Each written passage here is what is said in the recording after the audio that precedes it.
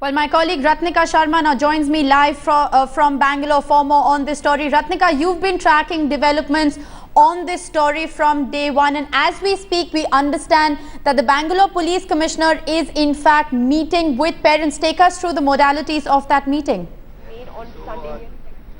Definitely, as we speak right now, you can see behind me, the parents are in a meeting with the commissioner. The essential agenda for the meeting is that the parents want the school to be reopened, albeit with a lot of security, so that they are rest assured that they can send their kids to school. And of course, the basic underlying question is also of background check that has not been happening, as it's very clear since Mustafa has been arrested. We've also gone across to Dean's school and found out that Mustafa was chucked out of the school there as well. So definitely the agenda right now is can the school be reopened and can there be some kind of assurance from the police and the management that this incident will not happen again. Also, the Commissioner of Police had said yesterday that they can file FIR against the school. However, it's awaited as to what the progress on that is.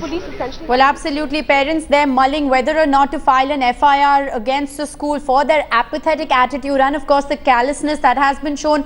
Ratnika, also at this point in time, I'd like to ask you about what we really know about this repeat offender. Now, he seems to, be an unsuspecting predator. His wife, of course, coming out and defending him. His neighbors saying that, he's just like any other person. Also, the previous school authorities coming out and saying that he was, in fact, a good teacher. But obviously, he's a repeat offender. His track record is not clean and the callousness of the school here stands exposed. What do we know about the man in question?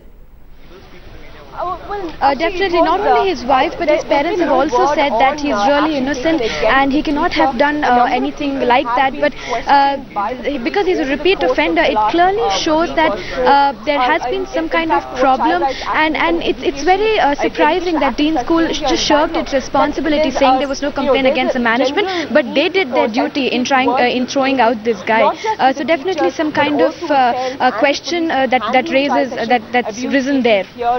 Well, absolutely. And also, Ratnika, this has highlighted the larger question of the fact that, A, the school completely failed to conduct any background checks, and B, there isn't really a redressal mechanism that exists in schools. There isn't really a counselor who's there to address such instances or, in fact, to prevent them. So this has also pointed out to, larger questions of generally how unprepared the school system is to deal with instances like this, and worse, even to prevent instances like this.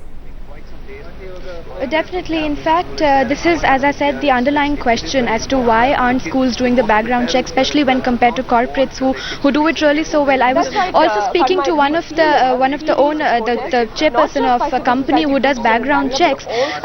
He told me that of all the cases that they do, of all the cases that they verify, about 30% are fraud cases. So definitely pointing to some kind of a larger problem there, that schools do not sustain this kind of background check, because you cannot just do it once at the beginning of the session, but you have to repeatedly do it and sustain that kind of background verification in order to keep the school safe.